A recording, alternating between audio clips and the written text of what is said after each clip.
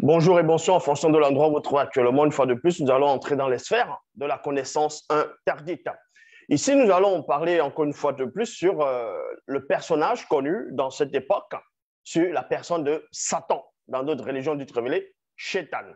Et d'autres tribus, d'autres peuples dans le monde vont avoir d'autres noms qui correspondent à cette entité, qui trouble réellement beaucoup de personnes.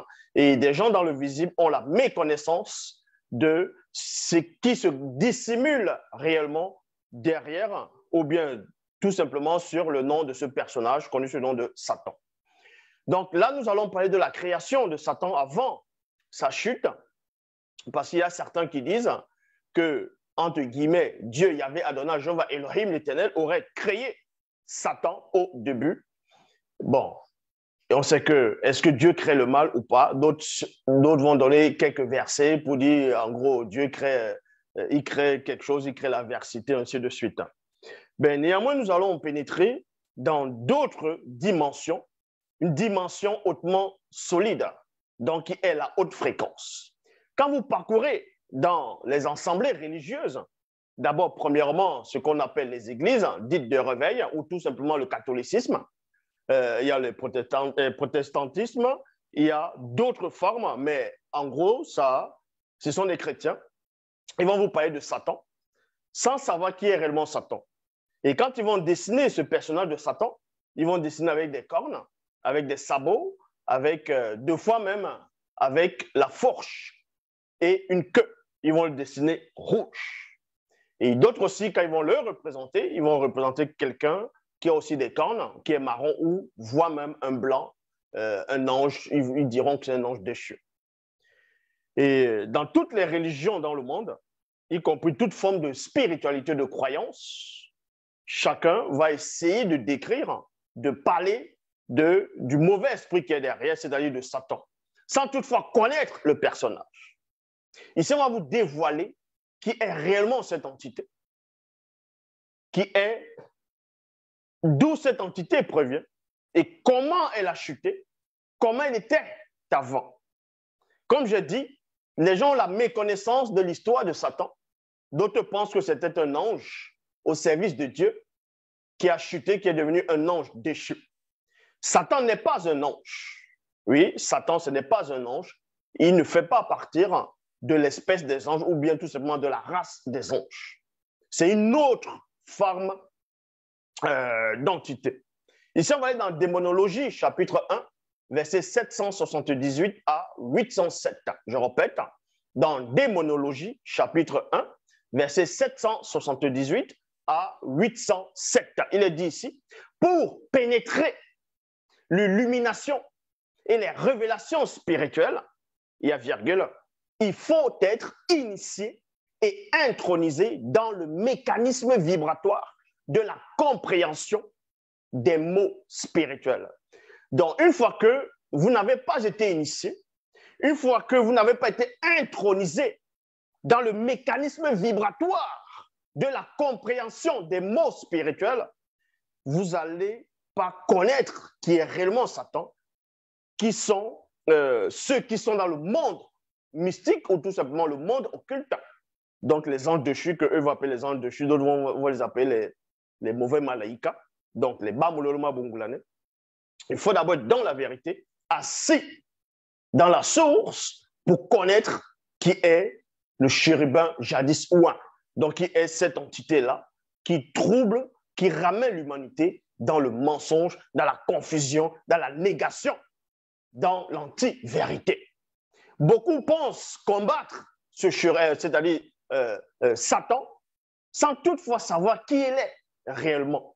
Avant de combattre quelqu'un, avant d'aller dans une bataille spirituelle, il faut connaître son adversaire. Il faut réellement connaître la source du pouvoir de cet adversaire. Quelle est sa limite? Quelle est sa force, sa puissance? Ou bien tout simplement son intellection avant de dire que vous le connaissez ou bien vous allez le combattre. Ainsi le veut aussi la manifestation de la conscience non connue pour ceux du visible. Car il y a une conscience avec un C majuscule sur laquelle il convient de pénétrer.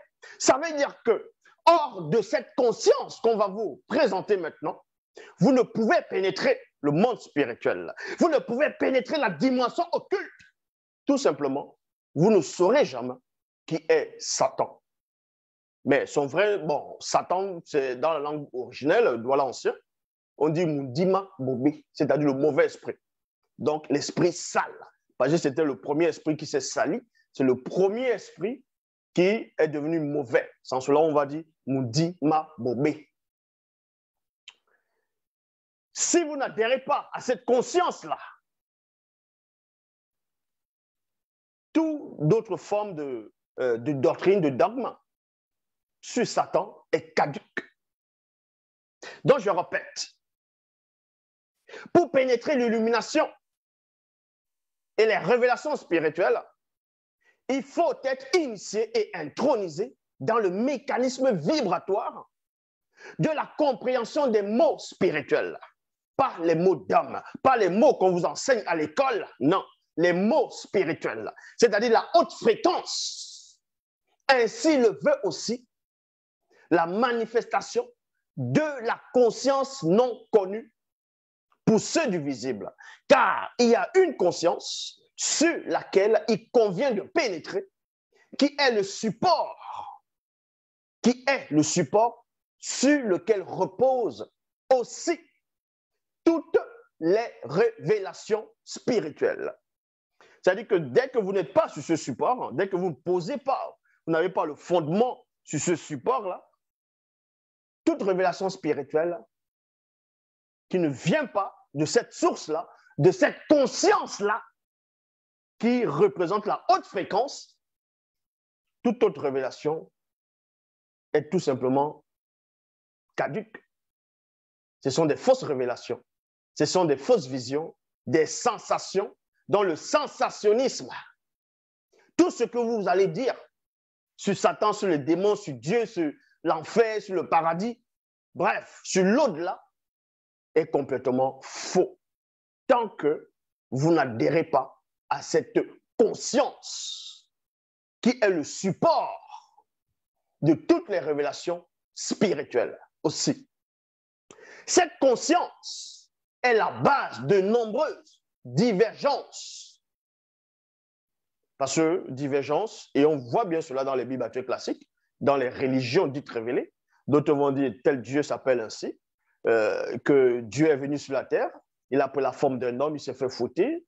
D'autres vous diront que Dieu a un fils, Dieu n'a pas de fils, Dieu est descendu sous forme de singe, Dieu, au début de la création, il y avait une telle entité, un Dieu qui s'est masturbé et son sperme a créé l'univers, ou bien c'est un serpent cosmique qui a créé l'univers, ou bien un coq aussi cosmique qui a pondu un œuf, et cet œuf, c'était l'univers. Bref, il y a plusieurs divergences par rapport à la création, par rapport à la prévie, par rapport à la spiritualité, tout simplement parce que les gens n'ont pas cette conscience, n'ont pas cette vérité, ne sont pas dans la source. Cette conscience est la base de nombreuses divergences, virgule, faute d'un principe bien particularisé, virgule, qui concerne la création de Satan avant sa chute. C'est pour ça que beaucoup de personnes vont se gourer. D'autres vous diront que Satan et Lucifer, c'est deux personnes distinctes, que Satan veut détrôner Lucifer, que Belzébuth est plus fort que Satan. Bref, il y a beaucoup de doctrines qui tournent autour de Satan sans toutefois pénétrer qui est cette créature-là, de quelle matière elle est formée, de quelle substance elle est faite, d'où elle provient. Il est vrai que, parce que dans la démonologie, on vous explique qu'il est vrai que l'infériorisation de la compréhension de ceux qui ne peuvent pénétrer par-delà le voile avec un V majuscule ne les permet pas d'avoir accès à c'est-à-dire à la véritable origine de la nature, de la création de Satan. C'est-à-dire que si vous ne passez pas par cette école, par la parole de celui qui est en face de vous, tout ce que vous allez connaître de Satan, des démons, des anges, de Dieu, de l'au-delà, du monde des esprits, le monde spirituel, des ancêtres, bref. Et tout simplement des sensations et faux. C'est pour ça qu'on vous dit ici qu'il est vrai que l'infériorisation de la compréhension, parce que la compréhension humaine, la compréhension de ceux du visible est tellement inférieure à ceux du non visible. Donc, quand quelqu'un qui était issu du non visible, de la haute fréquence, et il descend, il se débrouille pour se manifester dans le passé qui est le présent, de la basse fréquence, il vous explique, il vous relate, il vous révèle ce qui s'est réellement passé, ce qui est réellement dissimulé par-delà le voile du visible. Vous avez du mal à comprendre. Vous avez du mal à pénétrer cela. Mais néanmoins, on vous dit ici qu'il est néanmoins vrai que l'infériorisation de la compréhension de ceux qui ne peuvent pénétrer, c'est-à-dire que celui du visible, qui n'a pas le mundi, qui n'est pas de la source, qui n'est pas alimenté par la manifestation de la volonté de l'homme, ne peut pénétrer. Donc c'est impossible de pénétrer cette vérité. C'est impossible de pénétrer le mécanisme vibratoire de ce qui va être révélé maintenant. Si vous n'avez pas auparavant reçu l'initiation et l'intronisation de la source. Donc vous dites ici qu'ils ne peuvent pénétrer par-delà le voile, ne leur permet pas d'avoir accès à la véritable origine de la nature et de la création de Satan dans l'intellection du visible. Donc, dans l'intellection du visible, l'homme dépourvu de spiritualité assimile Satan la plupart du temps à un ange ou un démon. À un ange ou un démon, le démon, le génie, le GG. Donc, comme je dit tantôt pendant l'introduction, d'abord dans le catholicisme, ils vous disent que Satan et les anges déchus ont chuté et les anges déchus sont devenus des démons. Ça, c'est une fausse doctrine. Ça, c'est faux. Parce que les anges déchus et les démons, c'est deux natures distinctes. C'est deux fréquences distinctes. Est-ce que vous comprenez? Satan, ce n'est pas un démon. Satan n'est pas un ange déchu. Mais il fait partie plutôt de la race des chérubins. Ce qu'on appelle les bouteilles mundi. Et les chérubins qui n'ont rien à voir avec les petits bébés qu'on représente peut-être dans la mythologie grecque, qui ont, comme les cupidos, ainsi de suite, les petits ailes, les petits bébés. Ça, ce n'est pas un chérubin. Les chérubins, c'est plus que ça. Ce sont les hautes fréquences, des énergies illimitées pour ceux du visible. Donc, vous dit ici, dans l'intellection du visible, l'homme dépourvu de spiritualité. De quelle spiritualité? Parce que celui qui va adhérer dans les religions dites révélées vous diront qu'ils prient à leur Dieu, à leur divinité et qui sont spirituels. Ici, cette spiritualité est la vie libérée de l'esprit d'âme. Celui qui a été plongé dans la source, celui qui a été initié, intronisé dans le savoir interdit, qui s'émane par-delà le voile.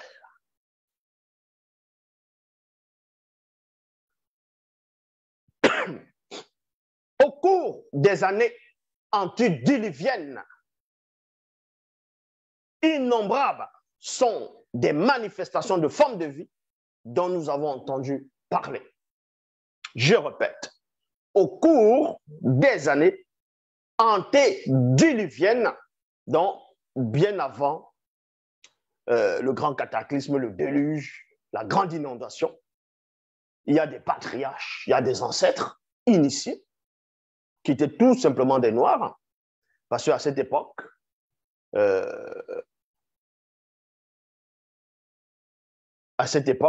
ils ont vu des choses, ils ont été témoins des choses, ils ont su, ils ont pénétré des choses. Innombrables sont des manifestations de formes de vie dont nous avons entendu parler. C'est pour ça que beaucoup de personnes maintenant vont donner des théories sur les Elohim, les Anunnakim, les extraterrestres, les martiens, ainsi de suite. Chacun va essayer de donner l'origine de la vie, de la création. D'autres vous diront même que les Noirs qui ont bâti les pyramides en Égypte, ce n'étaient pas des Noirs, vu que selon eux, à cette époque, il n'y avait pas de technologie, donc ils ne pouvaient pas apporter des tonnes de pierres sans les grumiers, sans des grosses machines pour pouvoir les mettre sur forme, comme on voit, pyramidale. Ils vous diront que ce sont des extraterrestres qui sont venus sur la Terre, qui ont aidé les Égyptiens à bâtir des pyramides. Parce qu'ils n'ont pas vu par-delà le voile.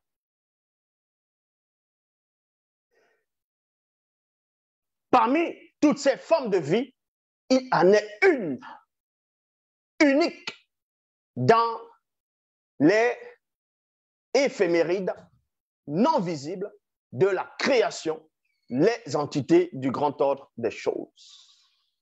Les entités du grand ordre des choses. Donc, on vous apprend ici, on vous montre premièrement que l'homme n'est pas unique dans la création, dans la réalité. Parce qu'il y a des personnes qui pensent qu'elles sont seules dans l'univers, qu'elles sont peut-être, on va dire, le nombril de l'univers. Mais on vous apprend néanmoins que parmi toutes ces formes de vie, il en est une unique dans les éphémérides non visibles, donc par-delà le voile, par-delà le visible de la création, les entités du grand ordre des choses. Et l'histoire, le nom des entités du grand ordre des choses, ils ont pris cela, ils ont introduit dans les canons, dans les bibles actuelles classiques, qu'eux vont appeler les anges, les messagers, les Elohim. Mais les entités du grand ordre des choses sont au-dessus de toutes les soi-disant divinités de toutes les religions qui sont dans le monde. Est-ce que vous comprenez? Attester que ces entités du grand ordre des choses se sont manifestées des confins du temps serait une antiphrase. Car à cette antériorité, virgule, le temps n'existait point. Le temps n'était point manifesté encore tel que nous le concevons dans le visible.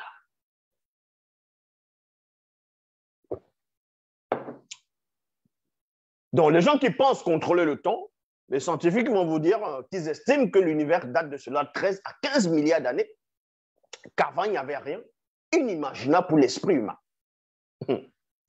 Mais eux, ils sont plongés dans la noirceur, ils sont plongés dans l'oubli, dans la non-conscience, parce qu'ils ne pénètrent pas par-delà le voile.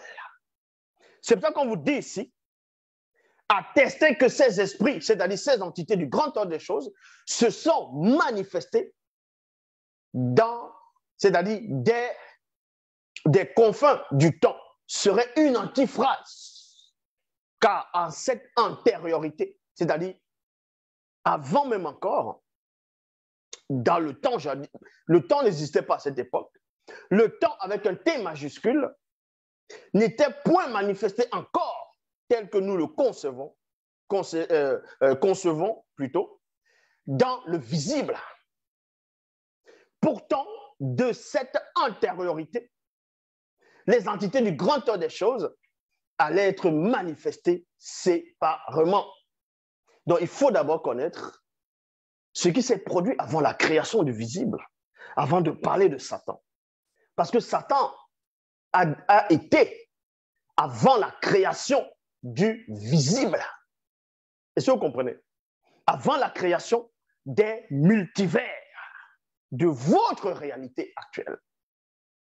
Mais comment vous allez parler d'une personne, d'une créature qui a traversé les époques, qui a traversé les siècles, les civilisations, le temps dont vous ne pouvez même pas concevoir?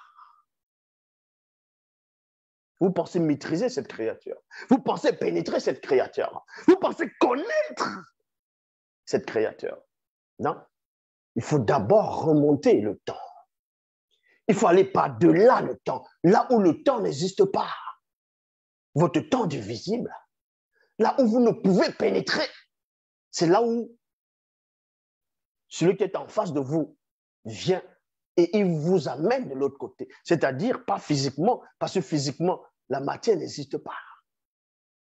Il va transporter ou tout simplement transcender vos consciences afin que vous puissiez être initié dans cette science interdite, cette particule.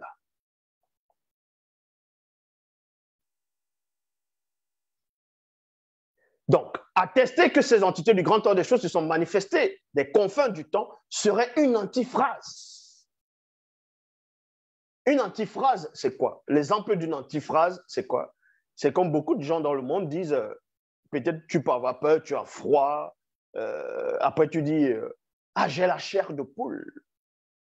Là, dire que quelqu'un a la chair de poule, c'est une antiphrase. C'est une antiphrase. Pourquoi? Parce que quand vous voyez la poule ou le coq, vous déplumez la poule, vous allez voir sa peau, c'est comme des petits boutons, des petits boutons. Or, les gens vont dire qu'ils ont la chair de poule parce qu'ils vont voir une sorte de plein de petits boutons parce qu'elles ont froid ou elles ont eu peur, elles vont dire, ces personnes diront qu'elles ont la chair de poule. C'est l'antiphrase parce que quand on voit la peau de la poule, où il y a les boutons, ce n'est pas la chair, c'est la peau. C'est deux choses. Or, la bonne phrase qu'il faudrait dire, pour que ça puisse être considéré comme l'antiphrase, comme une antiphrase, c'est de dire, non pas, j'ai la chair de poule, mais j'ai la peau de poule. Vous voyez? Mais les gens ne peuvent pas pénétrer cela, n'arrivent pas à pénétrer cela. Mais ils veulent pénétrer.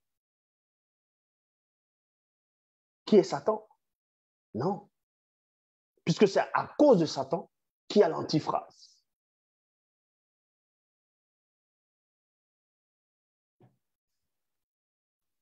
Car à cette antériorité, le temps n'était point manifesté encore tel que nous le concevons dans le visible. Pourtant, de cette antériorité, les entités du grand ordre des choses allaient être manifestées séparément. Séparément. Dans les Bibles actuelles classiques, on ne vous explique même pas comment le soi-disant Yahvé, Adonai, Jéhovah, Elohim a créé les anges. Dans quelques passages un peu trafiqués, ils vont dire il fait de ces anges des vents, des flammes de feu. On ne vous donne pas, on ne vous explique pas comment Satan a, comment les entités ont été créées. Ce sont des secrets dont vous ne pouvez même pas avoir accès. Ces esprits du grand ordre des choses remplissaient jadis les réalités du non-visible de leur beauté.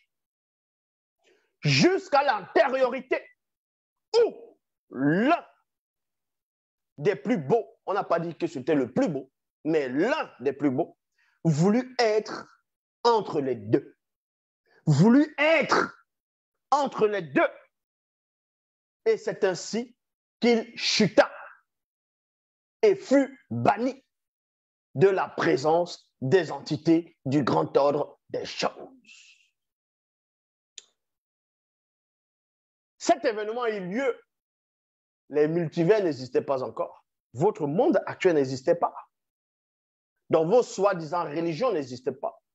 Vos soi-disant, c'est-à-dire vos divinités, vos faux dieux des religions dites révélées, et vos spiritualités, un peu partout, le culte du crâne, ça n'existait pas, vu que la basse fréquence n'existait pas. Vous êtes de la basse fréquence. Or, ce qu'on vous raconte, c'est la haute fréquence.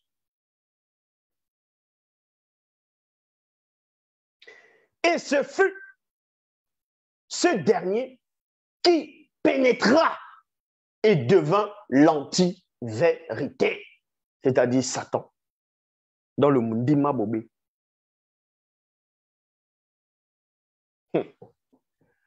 Ainsi, lors de sa création, virgule, donc avant sa chute, vous devez comprendre que Loba, par la manifestation de sa volonté, donc le verbe va s'exprimer et c'est le verbe qu'on va entendre dans Iyala. On va manifester le chérubin Oua, le chérubin jadis Oua. C'est à cause de sa conscience, quand il va changer, c'est ce changement qui fait en sorte qu'il devient Satan, l'adversaire. Est-ce que vous comprenez? Il devient Satan, l'adversaire. Pour être un adversaire, il devient mauvais dans ce qu'on appelle Mundi Mabobé, que plus tard ils vont traduire, ils vont dire Satan, l'adversaire. Maintenant, on vous explique comment cet esprit-là, cette entité-là a été créée. Parce que dans les Bibles classiques, on ne vous apprend pas cela. Ils vont essayer de... Ils ont pris dans les copies de Bible pour essayer d'écrire dans les Bibles classiques Ézéchiel. Fils de l'homme, prononce une complète sur le roi de Tyr. Tu lui diras ainsi par le Seigneur éternel, tu mettais le sol à la perfection, tu étais plein de sagesse, parfaite en beauté, ainsi de suite. Même jusqu'à là, il y a beaucoup de personnes qui disent qu'il ne parlait pas de Satan, il parlait de roi de Tyr, qu'on le comparait à certains chérubins. Mais bon, Niamon va vous montrer une petite partie, petite particule de comment cette entité a été créée, pour vous montrer que toutes vos religions, soi-disant Bible ou bien livres révélés, il faut les jeter dans la poubelle. Est-ce que vous comprenez? Il faut les jeter dans la poubelle. Parce que quand on lit vos livres soi-disant sacrés, vos inspirations, c'est que de la basse fréquence. C'est que de la basse fréquence. C'est que de la chair. Quand on lit, on voit que ce sont des hommes qui n'ont pas reçu l'inspiration, qui ont écrit ces choses-là. Ces hérésies. Ainsi, lors de sa création, pas la création de Satan, parce que Loba n'a pas créé Satan, parce que Loba n'a pas créé le mal, n'a pas créé ce qui est Satan, c'est quelque chose qui est déchu. Loba n'a pas créé ce qui est déchu. Il crée ce qui est parfait. Et il dispose du libre arbitre. Et à côté, il y a l'entité du libre arbitre. Donc, c'est à cause de ton libre arbitre. C'est exactement comme une femme peut accoucher un enfant. Une femme, elle accouche un enfant. L'enfant, il est là. On initie l'enfant. On lui donne des préceptes, des ordonnances, des recommandations. L'enfant, à un moment donné, fait un choix délibéré, donc issu de son propre libre arbitre, parce qu'on lui donne le choix. Et l'enfant, maintenant, va tomber sur le feu, se brûle. Et l'enfant se brûle, il y a ce qu'on appelle une grosse cicatrice, les blessures, les brûlures, ainsi de suite. Et l'enfant va guérir. L'enfant guérit, mais les cicatrices ne partent pas. Écoutez attentivement, l'enfant guérit, les cicatrices ne partent pas parce que l'enfant est gravement brûlé, dont l'enfant perd la beauté qu'elle avait avant. Et elle a maintenant la beauté, elle a maintenant une autre beauté, c'est-à-dire issue de la brûlure. Et ceux qui n'ont pas assisté à cette scène-là vont un jour voir l'enfant et voir la maman. Ceux qui ne connaissent pas vont dire, tiens, la maman là a couché cet enfant comme ça. Que c'est la maman là qui a couché cet enfant comme ça avec ces brûlures là. Non. Les brûlures sont apparues parce que l'enfant a désobéi à sa maman. Mais au départ, on ne l'avait pas accouché avec les brûlures. C'est le même principe avec celui qu'on appelle Satan. Cette entité, on l'a créé parfait. On l'a créé pur, sans tache, contrairement à votre faux Jésus. Ce démon de Mythélin qui vient raconter des hérésies, on dit, il ne s'est jamais tenu dans la vérité. Que dès le commencement, il a toujours menti. Ça, c'est faux. On parle de qui? Puisque dans Ézéchiel, dans vos propres Bibles d'Ézéchiel, il est dit, tu étais parfait en beauté, tu étais plein de sagesse. On vous dit que Yahvé Adonai Jéhovah Elohim parlait du chérubin jadis ou un don qui est Satan dans le livre d'Ézéchiel, qu'il était parfait en beauté. Il était plein de ça. Il n'avait rien, c'est-à-dire, il n'avait rien à se reprocher. Il était parfait dans toutes ses voies, jusqu'au jour où l'iniquité était retrouvée sur lui. C'est-à-dire qu'avant l'iniquité, il était parfait. Ça, c'est ce que les rigolos, des faux pasteurs n'arrivent pas à pénétrer. Ils vont vous dire, Dieu a créé Satan. Dieu a créé Satan. Dieu a créé le mal. Dieu a créé les démons. N'importe quoi. C'est pour ça que vous ne connaissez pas c'est quoi la spiritualité. La haute fréquence. Mais néanmoins, on vous dit ici, ainsi, lors de sa création, le verbe de Loba ordonna que le chérubin, c'est-à-dire les Boutémoundi et non Satan, et non le diable et non le chétan. Non. Mais Satan, ici, non. C'est les Boutémoundi, dont, entre parenthèses, chérubin ou soit à l'existence, soit à l'existence, parce qu'avant, il n'était pas dans l'existence. Il n'existait pas. Donc, la manifestation de la volonté de Loba s'exprime et on entend la voix. Il ordonne que le chérubin, jadis ouin, dont les Boutémoundi, son vrai nom, dans la langue originelle, soit manifesté dans l'existence. Et à cette époque, comme j'ai dit, la réalité, la création aussi n'existait pas. Vos religions n'avaient pas lieu d'être, avec vos fausses divinités, n'étaient même pas. Donc tous vos noms que vous donnez n'existaient même pas. Soit à l'existence. Et quand le verbe dit que le Boutémoundi soit manifesté dans l'existence, à côté, il y a d'abord une entité qu'on voit. L'entité de l'existence fut là. Parce que ce qu'on appelle le Boutémoundi, dont d'autres vont l'appeler maintenant Satan, n'est pas la première créature qui a été créée, n'est pas la deuxième, n'est pas la troisième, n'est même pas parmi les centaines, on va dire 1 milliard, pas parmi les c'est-à-dire 1 milliard, 2 milliards, non. Il lui fait partie des dernières créatures aussi qui ont été manifestées. Hein. Parce que j'entends souvent des gens dire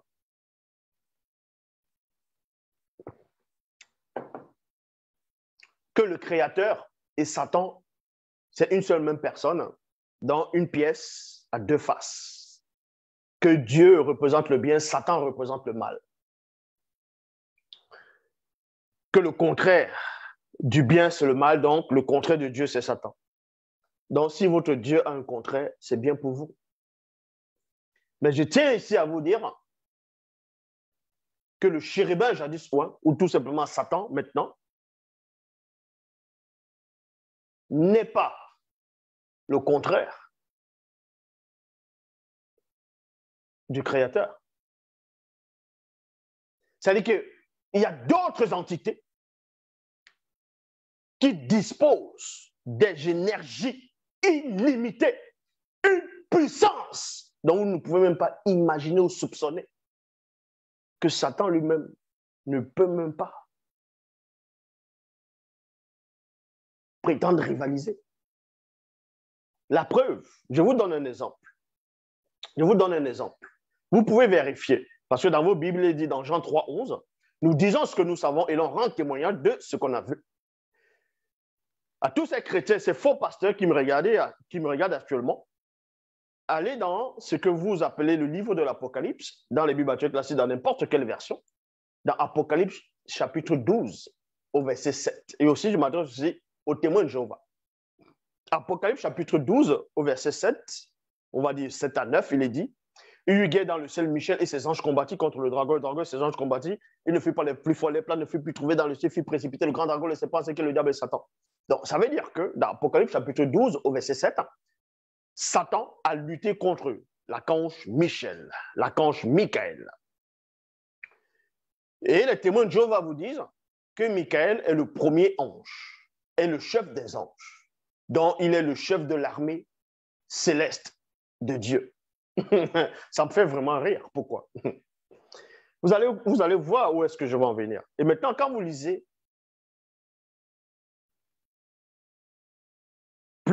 c'est-à-dire plus haut, vous sortez l'Apocalypse chapitre 12, au verset 7.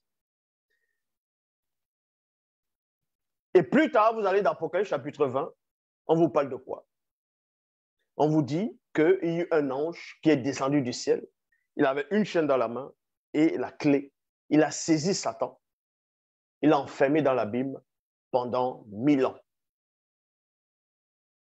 Pendant 1000 ans, il a enfermé Satan. Ça veut dire que l'ange, puisque la plupart des gens, entre guillemets, qui font la théologie, ils vous disent que l'archange, les témoins de Jéhovah disent qu'il n'y a qu'un seul archange, qu'il n'y a pas deux archanges, qu'il n'y a qu'un seul archange qui existe dans le visible. S'il n'y a qu'un seul archange, comment se fait-il et que l'archange est le chef des anges de toute l'armée? Et d'autres disent même que c'est Jésus qui est l'archange Michel. Oui, d'autres disent que c'est Jésus qui est l'archange Michel.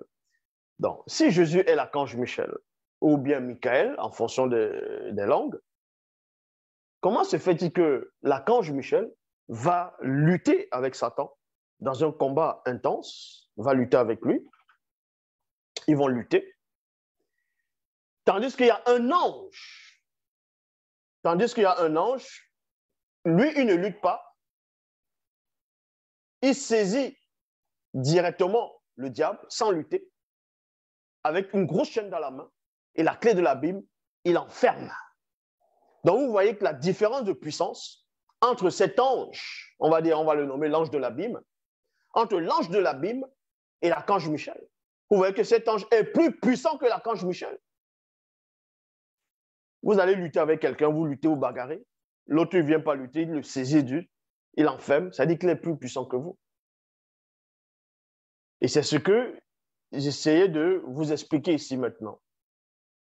Par rapport à, un instant, par rapport à ce qu'on appelle Satan, le mundima bobé, le mauvais esprit. Vous allez comprendre que Satan, voilà, vous allez comprendre que Satan, lui-même, il sait qu'il existe des entités dont il ne peut pénétrer. La force, l'énergie, l'intellection, la puissance spirituelle, Satan le sait. Alors que vous comparez votre Dieu à Satan. Donc, avant de poursuivre, vous pouvez toujours vérifier Apocalypse chapitre 12, au verset 7 à 9. L'archange Michel et ses anges ont lutté contre Satan et ses anges. Ils ont lutté. Satan n'a pas été le plus fort, mais tandis que dans Apocalypse chapitre 20, il y a un ange qui descend du ciel qui avait la clé de l'abîme, une chaîne dans sa main, il saisit Satan, il l'enferme pendant 1000 ans. Donc, l'ange de l'abîme est bien plus puissant que le supposé chef des anges.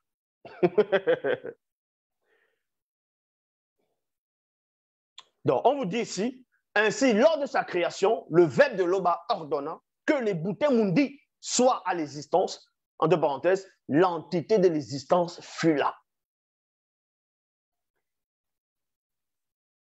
L'entité de l'existence et Satan, pour un peu comparer, fait une comparaison entre les deux forces. Je dis bien une comparaison, hein. On va un peu comparer selon le visible. Vous prenez le feu d'une bûchette d'allumettes. Vous allumez ce feu-là, cette bûchette d'allumette, le feu qui est sur la bûchette d'allumette, et une explosion, on va dire, nucléaire, voire même une explosion cosmique. Vous voyez la comparaison entre cette explosion cosmique et une petite bûchette d'allumette. Donc, Satan va représenter une bûchette d'allumette et l'entité de l'existence, dans cet exemple, pourra représenter une explosion cosmique. Ou bien, pour ceux qui croient au Big Bang, l'explosion du Big Bang face à une petite bûchette d'allumette. Vous voyez l'énergie? Vous voyez qu'il n'y a pas match? Donc ici, on est dans la haute fréquence. Que les bouteilles mundi soient à l'existence, entre parenthèses, l'entité de l'existence furent là. Donc, Satan, dans les bouteilles mundi, soit à l'existence parmi les trois groupes de Bamuloloma, donc anges, connus sous le nom de Gengeti. Le chérubin ouin fut manifesté avant eux, qui n'avaient point connu le secret du grand ordre des choses. De cet instant, quoique le temps n'exista pas, virgule, une lumière. Vous voyez comment on vous raconte maintenant en détail comment on a créé le chérubin jadis qui est devenu Satan après. Une lumière éclatante sous forme d'énergie vivante. Donc, vie, première conscience. Bon, là, je ne vais pas, par rapport à ce que je viens de dire là, je ne vais pas entrer en profondeur là. Je ne vais pas révéler ce secret-là parce qu'il y a les entités qui, voilà, il y a des choses que je ne dois pas dire là maintenant. Apparu lors de sa création, lors de la création de l'Ubuntu Mundi. Et au centre de cette lumière, apparu, donc révélé, le chérubin ouin, à savoir que d'autres chérubins, bien plus puissants, en tout et plus beau que lui, fut manifesté avant lui. Est-ce que vous comprenez? C'est-à-dire que celui qu'on appelle Satan maintenant, quand dans les Bibles classiques, dans ce que vous appelez les livres des Corinthiens, bon, on parle de Paul de Tarse, il dit, ce n'est pas étonnant vu que Satan lui-même se transforme en ange de lumière, dans d'autres versions, se déguise en ange de lumière. Mais Satan se transforme en ange de lumière parce qu'au départ, ce n'est pas un ange de lumière, c'est un chérubin de lumière et non un ange. Si tu te transformes en bouteille, tu n'es pas une bouteille. Si tu te transformes, ou bien si tu te déguises en Zorro, Superman, c'est que tu ne l'es pas. Comprenez le langage, comprenez les mots. Si tu te déguises en quelque chose, tu n'es pas la chose. Satan se déguise, se transforme en ange de lumière parce qu'il n'est pas l'ange de lumière. Ce n'est pas un ange. Satan n'est pas un Amuloloma. C'est un Ubuntu Mundi. C'est un chérubin. C'est un chérubin. Il existe plusieurs espèces de chérubins. Est-ce que vous comprenez? Il existe plus, c'est toute une seule race, mais de différents aspects de force, de puissance, d'intellection. Et Satan fait partie plutôt du dernier chérubin parmi la pluralité des chérubins qui existent. Satan est le dernier chérubin qui a été créé. Bon, le Ubuntu Mundi, celui qui est devenu Satan, est le tout dernier.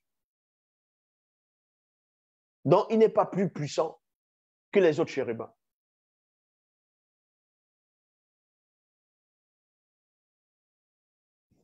Et après Satan, c'est-à-dire après le chérubin jadis ouin, on crée encore d'autres formes d'existence. C'est-à-dire, on va créer ce que maintenant d'autres êtres qu'on va aussi appeler les Bamuloloma. Donc, ils font partie de l'espèce d'un Gengeti. Mais à savoir qu'il y a eu d'autres Bamuloloma qui ont été créés aussi avant Satan. Donc, les derniers esprits, parmi les derniers esprits que tu as créés dans le grand temps des choses, c'est ceux-là qui ont chuté. Ce qu'on appelle les anges déchus maintenant, mais c'est eux qui ont été créés après Satan. Et non avant. Donc, dans le royaume de Satan actuellement, c'est lui qui est la tête.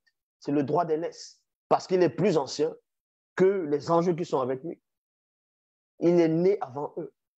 Il est plus puissant. Il a plus d'intellection qu'eux. Est-ce que vous comprenez? Maintenant,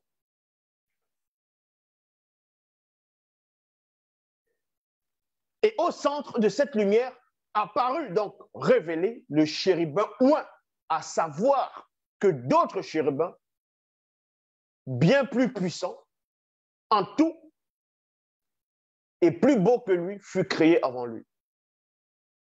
Donc, on vous apprend que, ici, au centre de cette lumière, apparut le chérubin ouin. Cette lumière-là, c'était quoi, cette lumière? Cette lumière était dans quelle densité? Pourquoi il sort au centre de la lumière? Cette lumière-là, c'était quoi? Mais toujours est-il, on vous dit, quand il apparaît, il rayonnait. Donc, étincelait, brillait, lumineux, flamboyant, incandescent. L'énergie qui émanait de lui, cette lumière, cette force-là, cette puissance qui émanait, est plus puissante que toute forme de force d'explosion cosmique, des rayons gamma, ou toute forme de bombe thermonucléaire, bombe hydrogène, Hiroshima, réunit toutes les bombes, c'est rien par rapport à la petite, c'est-à-dire c'est même pas une petite particule de l'énergie qui émanait de lui. Vous voyez, vous. Parce que même vos scientifiques vous disent quoi? Quand vous voyez le soleil, le petit jet du soleil, plouf, vous voyez le petit jet du soleil, ce petit jet dépasse la puissance de ce petit jet de soleil, vous pouvez vous renseigner, dépasse toutes les armes nucléaires dans le monde. La puissance du petit jet du soleil. Mais on vous apprend néanmoins qu'il y a un ange qui entre dans le soleil. Mais si un ange entre dans le soleil, il est composé de quoi? Il est fait de quoi, cet ange-là? C'est quoi son énergie? C'est quoi sa densité?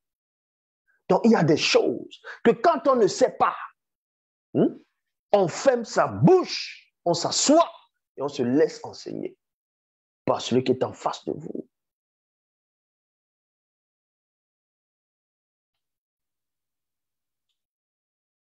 Et on vous apprend qu'il rayonnait tout autour. Ça veut dire l'être et le mouvement. Donc, il rayonnait tout autour. C'est-à-dire, il était conscient. Donc, il avait l'être, il avait le mouvement. Il avait l'être en tant que chérubin, ouin, il avait le mouvement, dans la conscience. Le libre arbitre, tout vient. Il est conscient de lui. Il est conscient. Il a le mouvement. Mais sauf que ce mouvement est tenu, est sous la tutelle de l'entité de l'existence.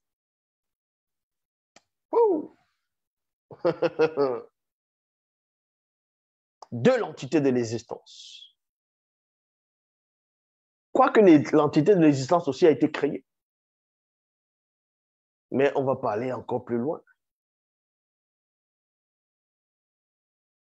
Environné lui aussi d'une formidable concentration d'énergie, c'est-à-dire rassemblement, réflexion consciente. depuis la forme de ses reins jusqu'en haut, et depuis la forme de ses reins jusqu'en bas, il était couvert de toute espèce de pierres précieuses, vivantes, non visibles pour le visible. Il a été un modèle de perfection. Il était plein de sagesse et d'une beauté incomparable. Et d'une incomparable beauté pour les non-connus. Pour les non-connus. Il était donc lui aussi comme Munyengen, c'est-à-dire l'Éden, le Monda, jardin céleste.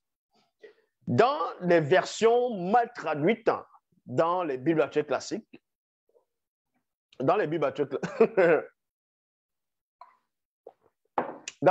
classiques, dans le livre d'Ézéchiel, on parlait du chérubin jardin soin, on dit tu étais en Éden, le jardin de Dieu.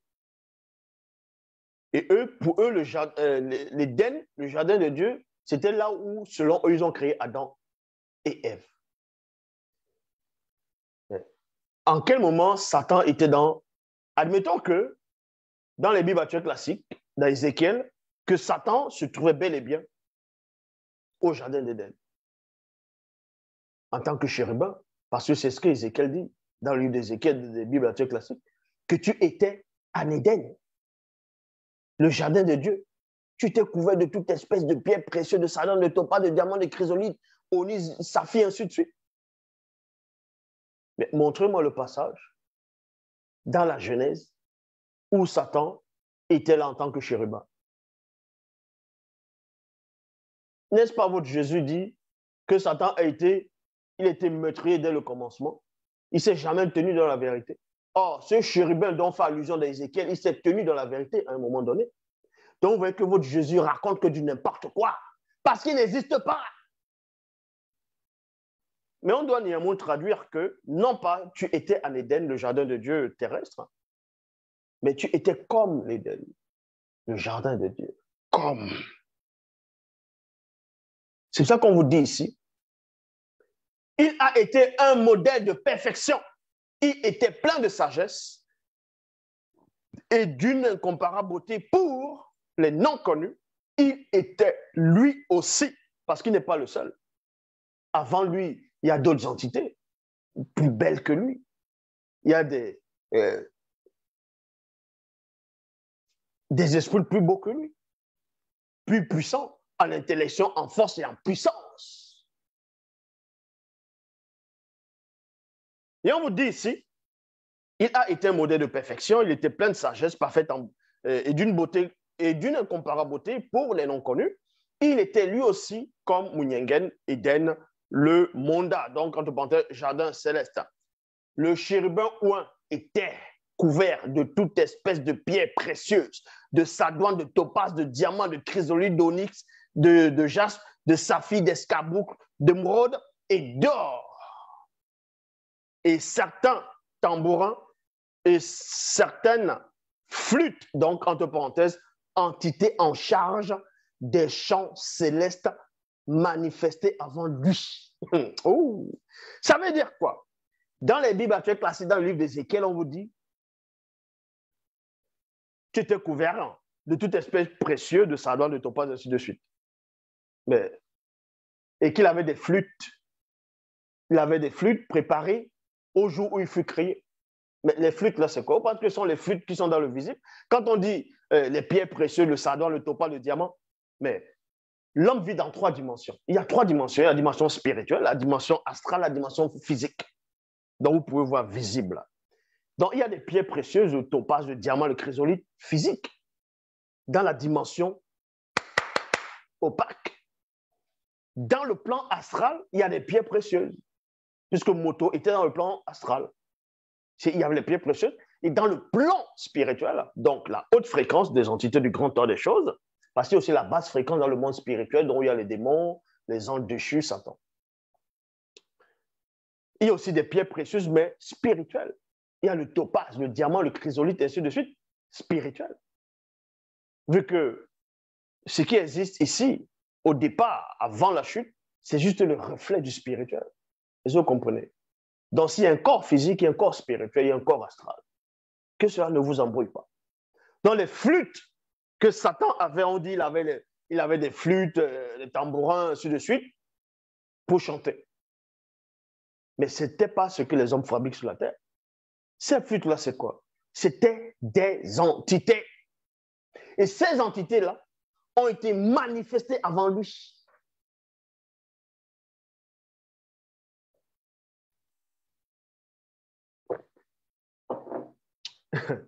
Parce que ceux qui se disent des croyants, ils ne peuvent pas pénétrer la dimension spirituelle parce qu'ils ne saisissent pas la source qui est en face. Dans les Bibles classiques, on vous dit qu'on a vu un ange, il était habillé en robe blanche, une robe blanche, ou bien un ange apparaît, il avait une épée dans la main, il avait de l'or sur lui.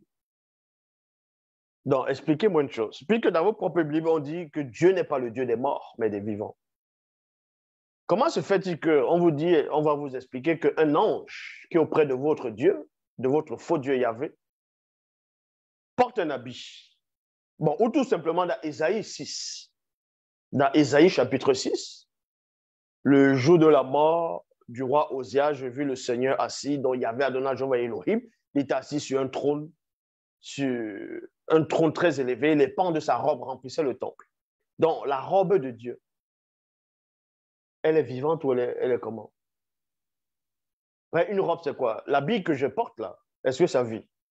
C'est normal, on est dans le plan visible. Mais si Dieu n'est pas le Dieu des morts, comment se fait-il que les anges vont porter des habits qui n'ont pas de vie, qui n'ont pas d'esprit, qui n'a pas de conscience? Mais ça veut dire que c'est mort aussi, non? Mais vous voyez que vous ne maîtrisez rien. Les habits des entités, c'est toujours des formes d'entités. Dans la haute fréquence, quand on voit une entité avec une épée, l'épée qu'elle a, c'est toujours c'est une vie. C'est une autre forme de vie. Bon, on ne va pas trop entrer là-dedans. Sinon, ce sont des labyrinthes. Mais néanmoins, on vous apprend ici que certains tambourins et certaines flûtes, donc entités en charge des chants célestes manifestés avant lui, étaient là pour l'assister dans sa cérémonie orchestrale préparée pour le jour où il fut créé. Où il fut créé. C'est ce qu'on appelle le chérubin jadis, souvent a été créé pour un but. Hein. Vous pensez qu'on crée juste pour créer? Toute chose a un but dans la haute fréquence. Il était un chérubin, c'est-à-dire un ebouté-moundi, chérubin ou un aux ailes déployées. Eh oui, Satan, où Satan se trouve là actuellement? Satan, c'est un chérubin. Il a des ailes déployées. Il a des ailes. Maintenant, ce n'est pas deux paires d'ailes qu'il a. Satan n'a pas deux paires d'ailes. Comme on va essayer de dessiner peut-être sur le catholicisme, ou bien un peu les témoins de Jéhovah vont dessiner quelqu'un, il a les cheveux frisés, il a les cheveux comme Superman, il a une robe, il a deux paires d'ailes. Non, ça, c'est pas Satan. Et c'est même pas les anges, ça. Donc, déjà, tous les anges sont noirs. La spiritualité est une question de race. Il faut comprendre ces choses. Donc, ici, Satan, c'est un ebouté-moudi, c'est un chérubin. Il est couvert de plusieurs yeux. Il a les yeux partout. Les yeux. Et ces yeux-là représentent quoi? Ici, on ne va pas trop entrer en profondeur. Mais ici, je vous dis des choses en direct. Ici, en live, ça risque d'être des portes d'entrée. Et Satan, on risque de vous visiter. Non pas Satan directement, mais les bidjadjs. Parce que les petits yeux-là, ce sont des portes qui donnent ouf. Faites attention. faut pas que je dévoile quelque chose, ça donne à l'intérieur de vous.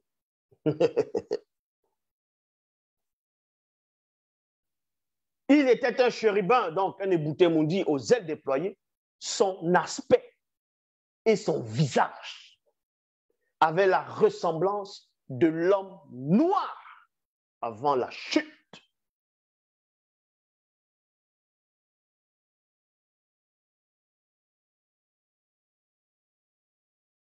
Son aspect et son visage avaient une ressemblance de l'homme noir avant la chute.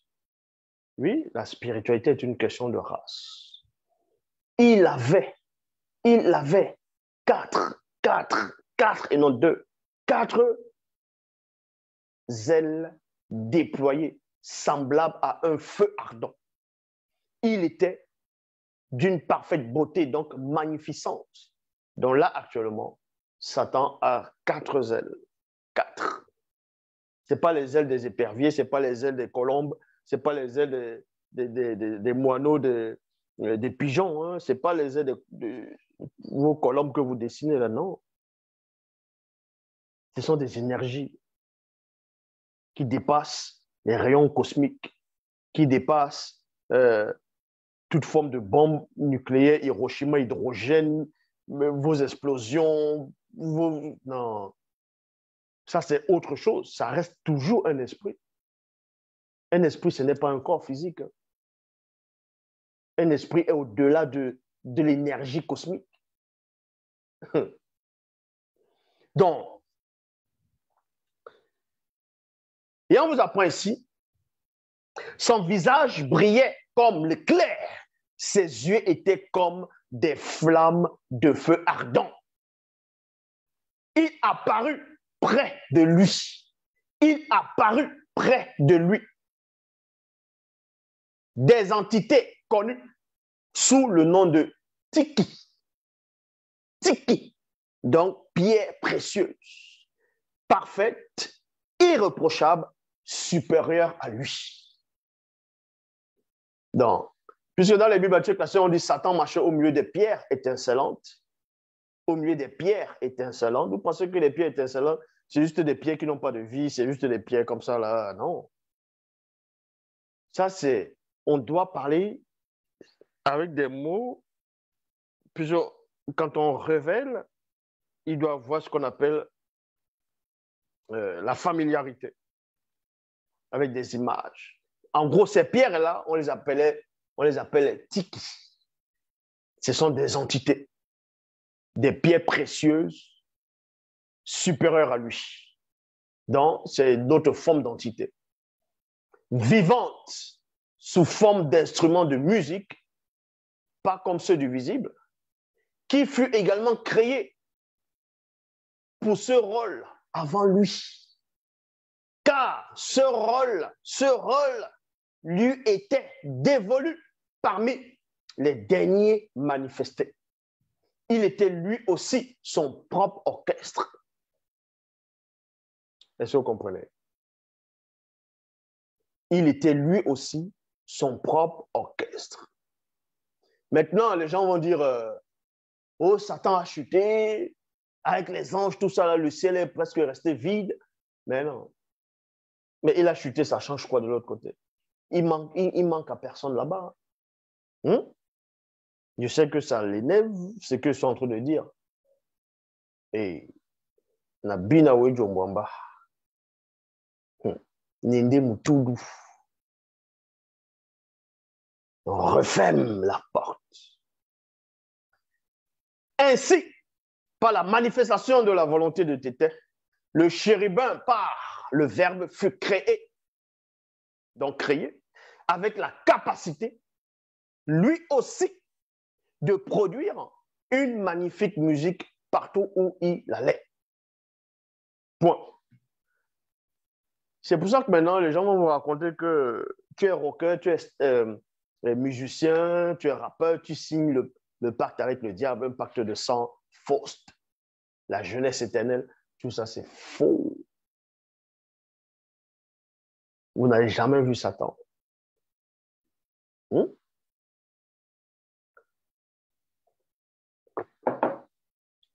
D'autres vont vous dire, Satan, il habite dans tel lieu, il est dans la Maison Blanche, il est au Vatican, il est ce...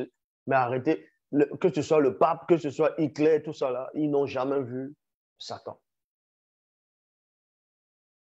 Pour voir Satan, pour que Satan t'apparaisse, pour que Satan vienne voir quelqu'un sur la terre, il faut que la personne, il faut que Satan voie en cette personne quelqu'un qui peut renverser totalement ses plans. Quelqu'un qui peut changer les choses. Il apparaît à Mouto, à celle que vous avez appelée Hawa Ève, dans le serpent, pour séduire.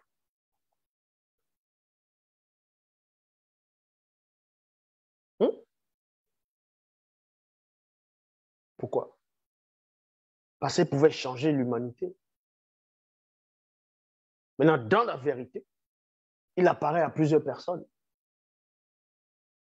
Il apparaît à Ioumé, dans ce que vous appelez Marie, mère de Christ, dans Bible, dans Kalatambale. Il apparaît à certaines personnes qui ont la capacité de vouloir modifier les choses. Pas modifier vos systèmes que, bon là, il ne faut plus manger ça, il ne faut plus... non, on est dans les hautes fréquences.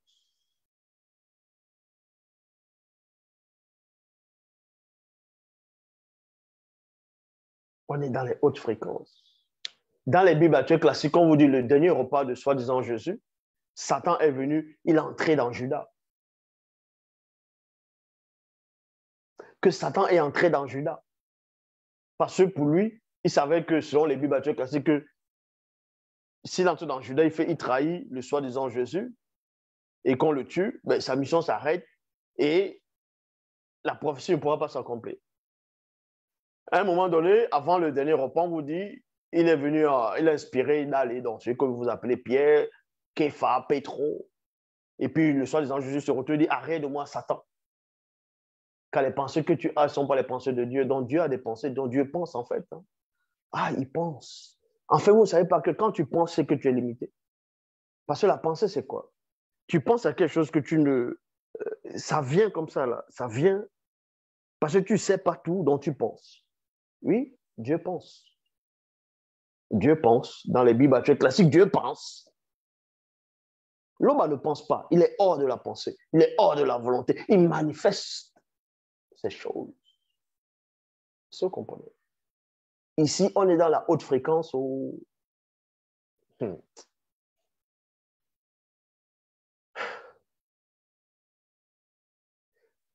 Le Verbe de Loba fit du chérubin un être parfait de beauté incroyable.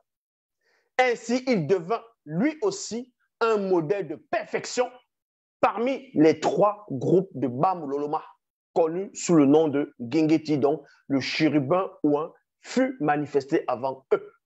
Ils n'avaient point, voilà, ces anges-là, qui n'avaient point connu le secret du grand temps des choses. Cela lui permit, au chérubin jadis ouin, d'accéder à une glorieuse position céleste, la position du chérubin ouin, sacrificateur spirituel. Sacrificateur spirituel, non pas pour les chérubins, non pas pour ses aînés, même pas pour Moto, qui est venu en dernier, en tant que dernière entité, mais pour les Bamuloloma qui étaient avec lui. Il faut pénétrer, c'est un mystère, et d'autres doivent rester sur silence, scellés.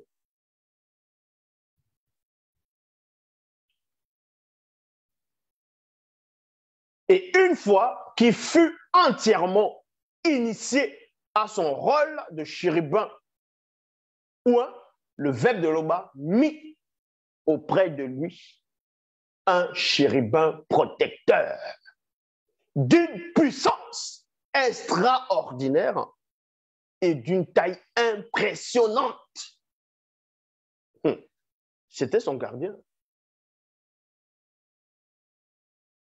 Le Verbe de Loba l'avait placé et il vivait sur le couronnement de l'édifice divin. Il fut en contact avec des pierres ardentes, vivantes, étincelantes, donc entité purificatrice. C'était son initiation. C'était son initiation. Ces pierres-là, c'était son initiation. Donc, tous ceux-là qu'on mettait à côté de lui, c'était les aînés pour l'aider dans son initiation.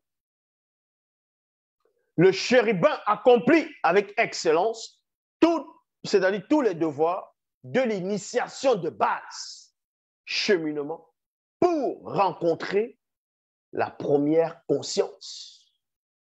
Son initiation était de rencontrer sa première conscience.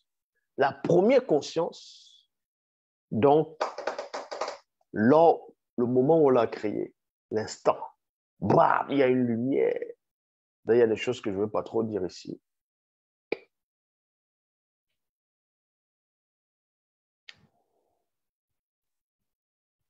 Dont le Verbe lui avait investi.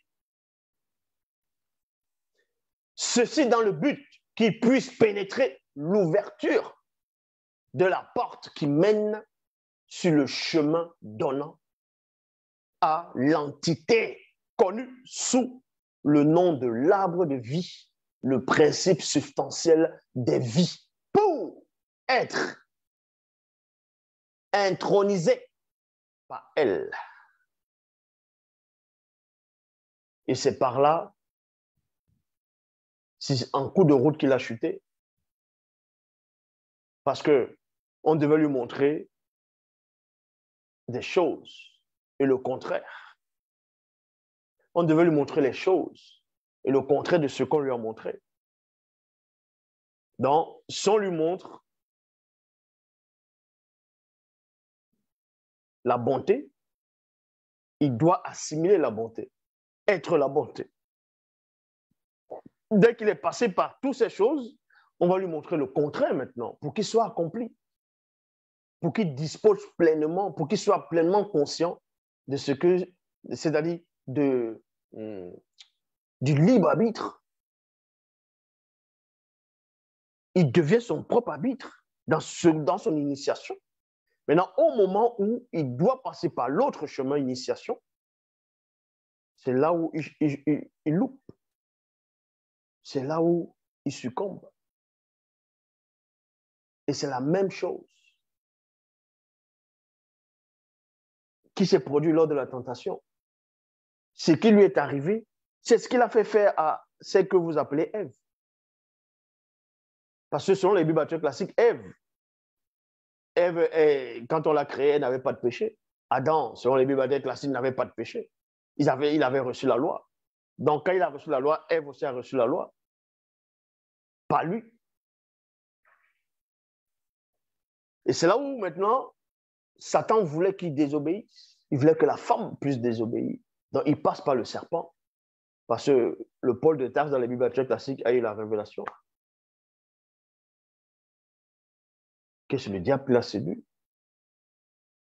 Parce qu'il a vu que l'homme est passé par l'initiation de base.